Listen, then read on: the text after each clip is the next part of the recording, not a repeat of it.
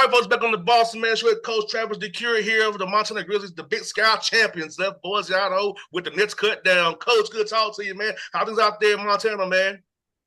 It's been great. It's been great, especially after, a win like Wednesday night. The energy's high, but it's been great all year.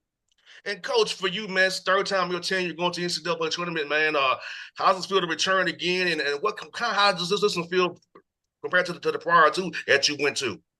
You feel like it's long overdue. We went back to back 18, 19. At the time, we had been in 4 out of 5 championship games, and then COVID hit, and you don't really realize it until you look back how much it impacted our culture.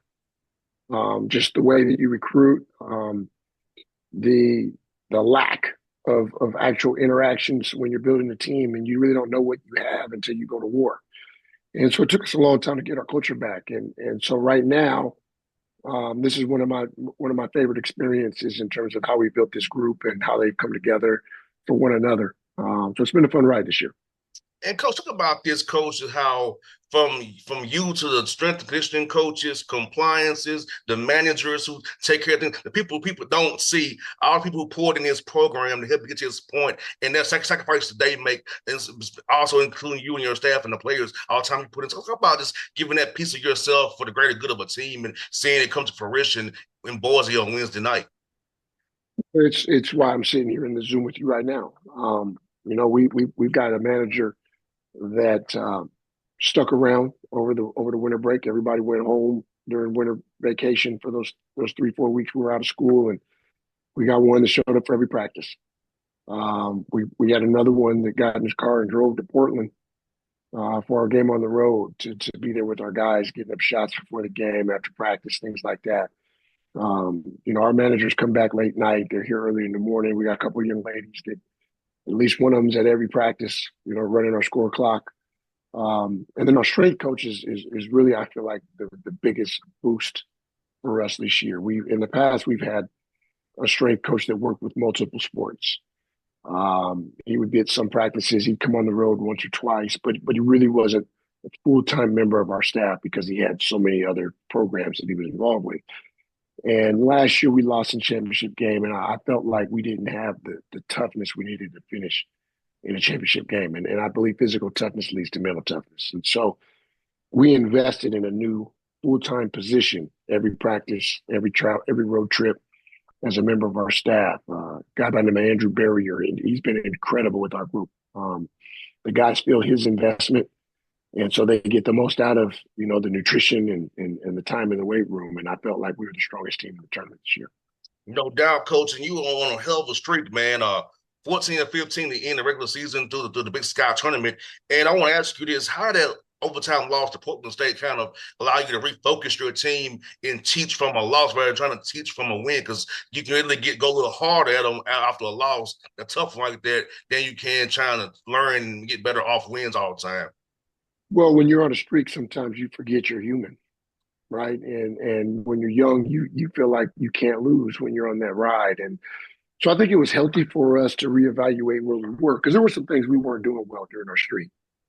And you just kind of just keep playing and until you pay a price, and then you get everybody's attention again. But also for the staff, we were closing close games a certain way, and we had a couple guys get hurt the game before the Portland State game, and it changed how we played the last 4 or 5 minutes of a game. And we went 5 minutes without scoring at Portland State after building a 10-point lead. And so I, double back and you watch film and you realize, there were some guys not available to us in the way that we needed them. And so it was important to get those guys as close to 100% as possible going into the tournament. And Wednesday night, we closed the same way we had closed during those streaks. 100%, coach. And against NAU, coach, you held them to 40% field goal percentage, and they were doing a lot of switching, a lot of switching, a lot of aggressive switching, and you all kind of sought out the right mismatching matchups and made the right plays off those matchups. So talk about your defense holding them for 40%, also using their defense aggressiveness against them to find the right matchups for you all to get the shots you all want. Well, attacking the switch has been a strength of ours all year. A lot of teams in our conference switch. There's such good shooting in our conference that everyone has kind of adapted to switching ball screens and minimizing 3-point shots. And we've got multiple guys that can put the ball on the floor and create a shot for themselves. We've got some guys that can play inside and punish smaller defenders. And so we've grown to become a team that plays well in isolations. And then on the defensive side, we had been explosive offensively during our streak, our 10-game win streak. We were shooting about 60% from the floor during that stretch. And I kept telling the guys, we're going to have to be a better defensive team to win the tournament. And so for us to come out in 2 consecutive games, NAU and Idaho as well, and hold both teams under 40%, showed that we had a team that was committed to winning the championship. And coach, when I looked at the stats, man, you had more assists than had made baskets in Idaho, man. Have you ever had a game like that before in Big Sky play where you all have had more assists than another team had field goals made? I mean, I thought it was an amazing stat when I read it. We hadn't this year. Our 2018 team had some games like that. We were so good defensively, we forced a lot of turnovers. And because of that, our opponents weren't getting enough shots. And so we would see stat sheets like that. But this year we hadn't defended well enough to do that. Which that's why I knew we had a chance at winning the championship, after that NAU game, seeing us defend the way we did.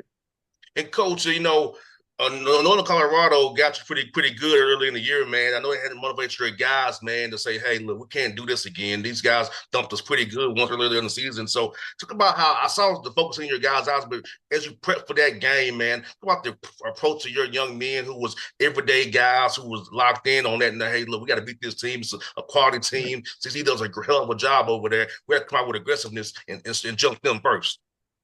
Yeah, when we played that at home, we thought we were good, but we weren't good.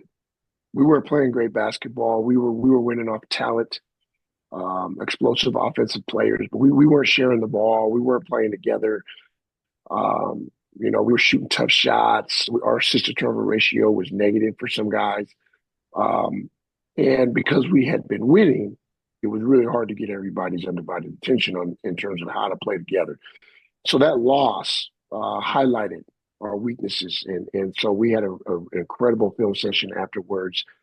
We went on the road, played better at Weber, but not great. And then we had a first half against Idaho State that was the product we needed to see. Unfortunately, we had a lead at halftime. And sometimes success doesn't always lead to consistency. And so we came out in the second half and went back to playing the way we played against Northern Colorado. So when we got home, we had a game that was a Saturday. So we had a game that following Monday against Idaho.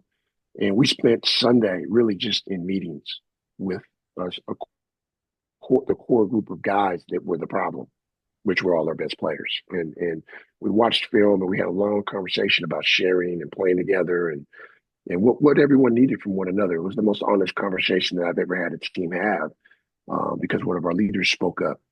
And so we came out and that's when the streak started and we started sharing the ball and you started seeing games, 15 assists, 19 assists, 21 assists.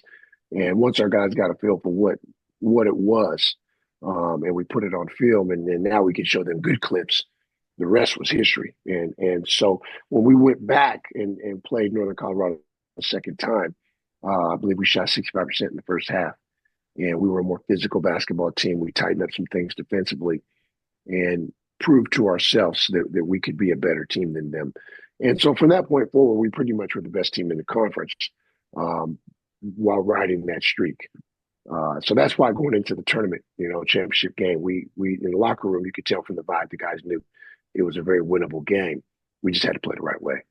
No doubt, Coach. You had guys on your roster, Joe, first team, Malik Moore, Brandon Whitney, Money Williams, top reserve, second team. You had a talent on your roster. And like you said, having them all come together and contribute, and Kyle Johnson, all tournament team as well. So you got 5 guys recognition on your roster, man. And just like talk about like you said, getting them to share that ball, just having us has meshed the right way. Because in this game, people can get selfish and they're thinking about our next year contracts and having to put all that on the back burner for that greater good. And having these 5 young men who perform very highly for you got recognition to come together, man, it's amazing to see. Right. No, it's you're looking at the Philadelphia Eagles and Saquon Barkley going for the record.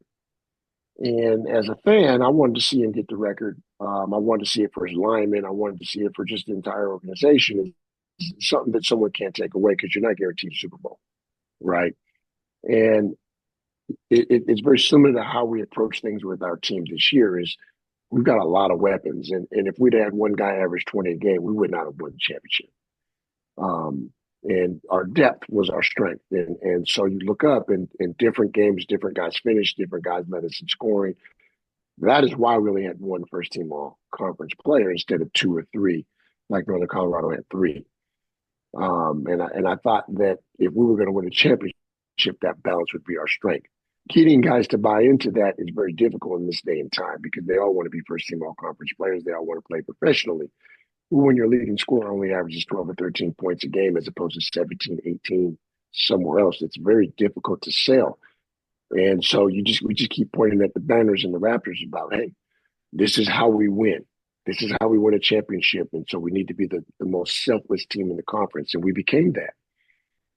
But it wouldn't have felt the same if we didn't win a championship. And so you got to make it happen to make it worth it to everyone in terms of the commitments that they and sacrifices that they've all made. No doubt, coach. And it's very important. I try to tell you, who I mentor, it's not so much who starts, sometimes who finishes the game. That's really way more important. Right. And sometimes, based on the flow of the game, you won't finish every game. But if you're in that conversation, the coach trusts you and you have a Right. role on this team. So I think sometimes young men get caught up in starting so much, but how about Right. do you finish? And Money Williams finished a lot for you. So like he showed his work Right. finishing the games for you. He didn't Right. start, but he finished for you. So I think he's a perfect Right. example. So I tell these young men who get caught up in starting so much. Let's talk about who Right. finished the game. Well, for us, we weren't that good offensively for a while. And a lot of Money's success is built on who's around him. He's an incredible creator. And so if you spread him around with, one post that's good at finishing around the rim and three shooters in that space, he's an incredible basketball player, which is what put him, on NBA draft boards. And so our starting lineup isn't that. We don't have a plethora of shooting in our starting lineup. And so he didn't really fit with those guys. And so I thought making the adjustment, putting Kai in the starting lineup and having Money come in at the 16-minute mark along with a shooter allowed us to play a way that fit him for his minutes. And that's when our offense became explosive and our field goal percentage increased. And coach, you shot 50% from the field overall, 36 from three. You have to be really impressed with your guys shooting. That goes to them coming in and getting extra shots up, honing their talent, developing themselves. Because shoot 50% overall, man, you're gonna Right. be in a lot of games. Right. Some of that is the work the guys are putting in before and after practice, coming back at night, our managers being available, player development with our staff during the week. But the part that I think no one really talks about very much is the shot selection and have an understanding that, I might be a 50% 3-point shooter. You might only be 30, but you shooting an uncontested three is better than me shooting a step back or a late contested three. So if I'm willing to turn that down and get you the better one, we're going to make more than we would if I just took them all. And I think there's a lot of teams out there, especially in our conference, and that's what I see the most. There's a lot of guys shooting threes off the bounce, step back, contested, falling down, trying to get fouled. Percentages are really low, shooting from 30 feet because that's where they can get it off, as opposed to turning the ball and letting someone else get shot. So when we became selective, our percentage increased. We were shooting in the 20s early in the year from three. We were taking bad shots. We had guys that weren't good shooters shooting too many. And once we got to conference, we kind of tightened it up a little bit, and the rotation tightened up, but also the types of shots we took. And when we became selective, we became a better team. 100% coaches. It's something my dad, who's a coach, talked to me about all the time. Is it's sometimes a bad shot is like a turnover as well. So, Yes. so he talked about that. Your bad shots are turnover for us because you took us a robbed opportunity to get a better shot. You took a horrible Right. shot. So, Right. 100%. 100%. and you also did a good job limiting real turnovers as well this year, valuing that basketball. Talk about your guards and how they really took care of the ball for you, got you into your actions the right way, and making smart decisions with the ball, and just making smart Right. shot selections with the ball as well. We talk about trust a lot. Guards want freedom, right? That's as a guard, that's what you thrive in. Is you always want freedom to make plays for yourself and others, and sometimes you might go off script. And I believe in that as well, but you earn that, right? And the trust comes from your assist to turnover ratio. So for me, the guys that have positive assist to turnover ratios 2-to-1 or better are going to be the guys that I allow to make plays, massage the ball, go off script. And that Brandon Whitney's an example of that, where he'd go 4 or 5 games without a turnover. Now he's a low risk player, so he's not going to come out and have 9, 10 assists. If it's not a play he thinks he can finish, he's not even going to attempt it. And so he's always been a safe basketball player. That's why he shoots 50% from the floor for a career. And his assist to turnover ratio, I believe, is 3-to-1 for his career. And so when you've got low risk guys on the floor, you can give them more freedom. And then sometimes your high risk guys, you can survive their turnovers. And so Money Williams is going to be a little more high risk because of the types of plays he makes for others.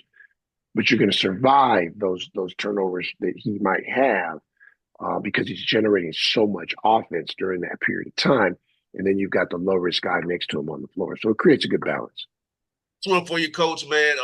25 wins this season, man, in a tough league, tough non-league play. So I about the accomplishment of getting that many wins, knowing the tough non-league that you had, and going to the Big Sky, which we know is tough every night.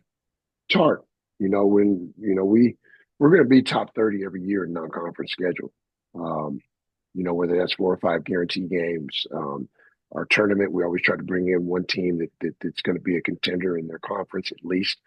And then we'll play some mid-majors, the Utah States, the Northern Iowas, the San Franciscos of the world that are operating at a high level. And we hope that, we could pick some of those off. And so you're going to look up at your record's not going to be what some of the other teams in your conferences might be because you played so many games on the road. But I think the most important thing for us is building tough skin, play at a high level, compete at a high level, show us our warts early. And so that's what those teams do is they help us develop who we are. It gives us an understanding when we look in the mirror what our strengths and weaknesses are. It's a lot easier to talk to a young man about areas of growth and things that he's not good at after we get our butts kicked, as opposed to playing weak competition and winning every game. So I think tough schedules in November pay off in March.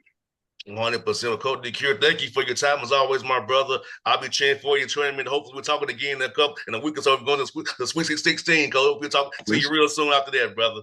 Let's do it. I appreciate your time. I appreciate your interest in our program. Thanks, Coach. Thank you so much, brother. You be safe, man. Thank you. You too. All right. Enjoy your day.